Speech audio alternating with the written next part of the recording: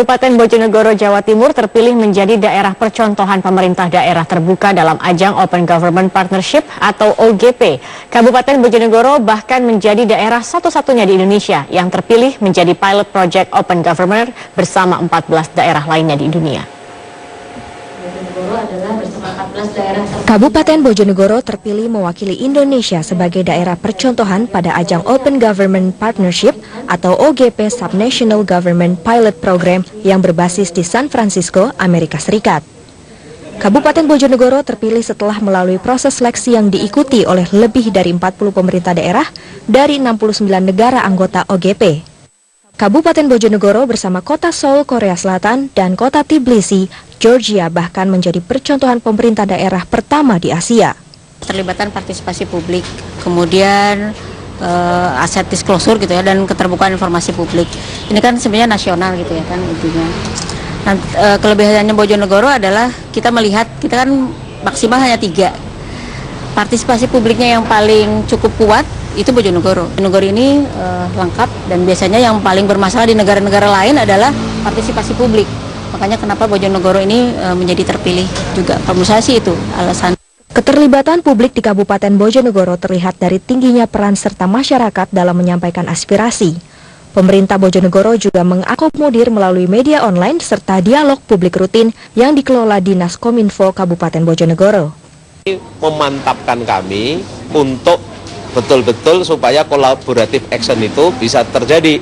Nah, collaborative action itu kan disyaratkan. Nggak mungkin kita kalau nggak saling percaya. Saling percaya itu bisa terjadi kalau saling terbuka. Saling terbuka itu tahap berikutnya adalah saling mengapresiasi, saling memberi ruang, maka terjadilah sinergi. Nah, tugas kami sebenarnya adalah sebagai pemerintah, maka pemerintah itu politisi tidak lagi menjadi commander sekarang. Dalam beberapa hal kita cuma jadi fasilitator. Kita datang, oh ini ada masalah begini, kita duduk bersama, pemerintah punya kemampuan sekian, masyarakat sekian, nah terjadilah kemudian dibikin bersama-sama. Kemudian berusaha menjadi saling memahami, apa sih kesulitan, apa keterbukaannya. Karena itulah mekanisme dialog publik, mekanisme, kenapa misalnya kalau ada orang SMS ke saya sekarang, dia bisa ngecek kok, baik lewat radio maupun lewat internet, dilapor itu, dan saya dapat notifikasinya setiap kali ada masalah.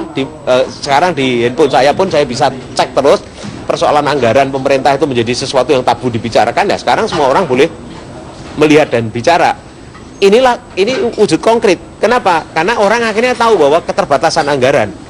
Kan publik itu kan seringkali berpikir kalau pemerintah itu segala-galanya, apalagi orang kampung kan, orang desa kan, kemampuannya luar biasa. Tapi dengan keterbukaan, dengan tahu keterbatasan, itu ternyata kita bisa saling mencari solusi.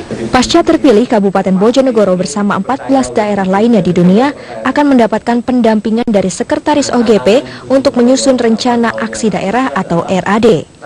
RAD ini berisikan sejumlah komitmen untuk memperkuat keterbukaan pemerintah Kabupaten Bojonegoro.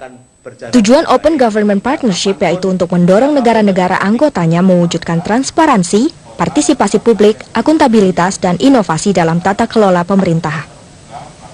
Hal ini juga sejalan dengan nawacita pemerintah Presiden Joko Widodo dalam membangun tata kelola pemerintah yang bersih, efektif, demokratis, dan terpercaya.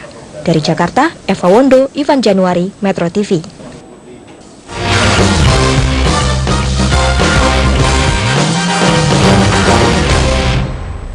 Presiden Joko Widodo bertemu dengan perwakilan klub sepak bola dari seluruh divisi di Indonesia di Istana Merdeka. Pertemuan ini sekaligus membahas perbaikan sepak bola Indonesia. Dalam sambutannya di depan para pengurus klub sepak bola dan perwakilan PSSI Provinsi, Presiden Joko Widodo optimistis dunia persepak bolaan Indonesia memiliki masa depan yang baik. Indonesia akan kembali diperhitungkan di Asia Tenggara bahkan hingga dunia jika reformasi total sepak bola nasional dapat dijalankan. Presiden yakin para pengurus klub dan PSSI yang berada di daerah telah memahami problem yang ada sehingga dapat bertindak tepat sasaran untuk memperbaiki sepak bola Indonesia. Industri sepak bola juga berbondong-bondong ke sana juga. Ya, kenapa? Dan demikianlah seluruh rangkaian informasi dalam Metro hari ini pemirsa. Saya Zakia Arfan mewakili teman-teman yang bertugas